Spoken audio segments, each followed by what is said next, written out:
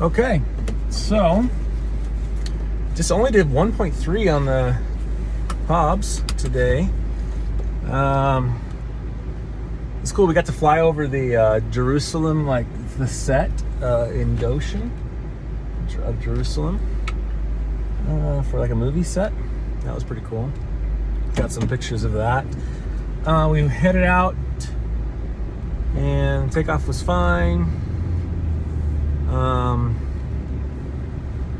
Head out to the practice area, did some slow flight. I think I did much better at keeping my altitude just because I was obviously paying more attention to it.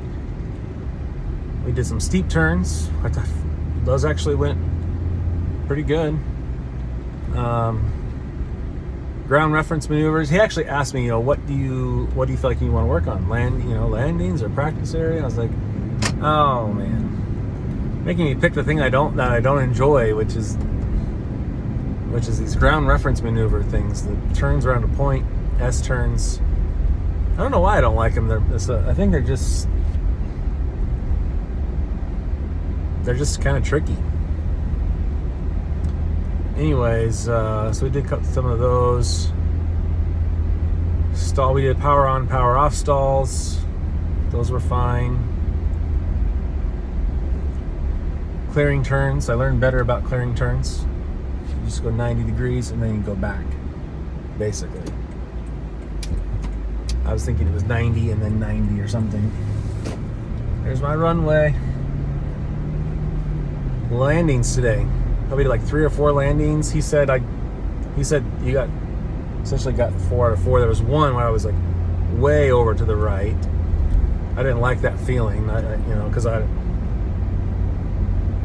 because you're way over to the right. I'd rather be right down the middle. I'll tell you, coming in, you're flying out and you're coming in, and it's one thing to be doing laps in the pattern. It's another thing to be like getting down to the right altitude and entering the pattern on the 45 and figuring all that out. Wasn't near as busy in the pattern today. That was good. He said that my landings were kind of flat-footed, and he wants me to work on developing a better wheelie. And he showed me what more the angle of what that looks like better. So here you are thinking that I'm landing the thing, but realizing that the technique could still be improved, right? To get those first 2 wheels down. It's hard. Like, I can't see the wheels.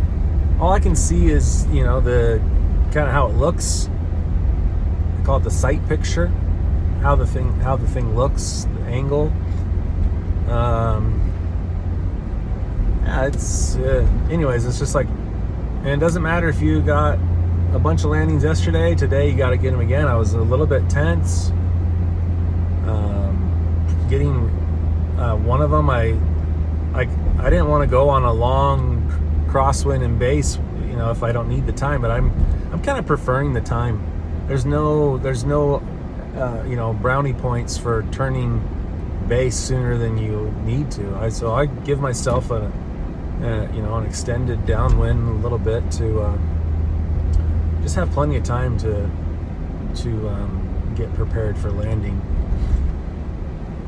But it definitely didn't feel like just cruising down. I felt like I was having to adjust my pitch and power and everything. One thing that kind of helped today was that if you're gonna do large changes of altitude, then you kind of use power. So if you're gonna climb, you have power. If you're gonna descend quite a bit, you can pull some power. If it's small amounts, 100 feet, 200 feet, then you can probably just do that with your nose. With your pitch. So I thought that was a little bit of a light bulb moment. He said, yeah, I definitely think you're ready for stage 1, which is tomorrow. I got to do the written stuff today. After we flew, we did some performance calculations, which I might have to watch some YouTube on that or something, because I kind of got it. I kind of get the gist of it, but yeah, it's not too bad. It's definitely doable. it's definitely doable. Now I got to mix in density, altitude, pressure, altitude. I don't like all that weird stuff. Right now, at least, it's just kind of foreign, to me. I love it when stuff like practical and the theory kind of like mix and mesh. It's like when it all gels, when the practical and the theoretical, reasons why you do things. Like, anyways, so today was just kind of like, I guess, perfecting the basics, working on the basics. I hope that tomorrow goes well. Got a lot of reading, I think, to do to be ready for that. And then after the written, I guess, in the stage 1, then at any point in time, they could say I'm ready to solo, which is insane. Kind of waiting for my in-flight cam thing to come before I do that.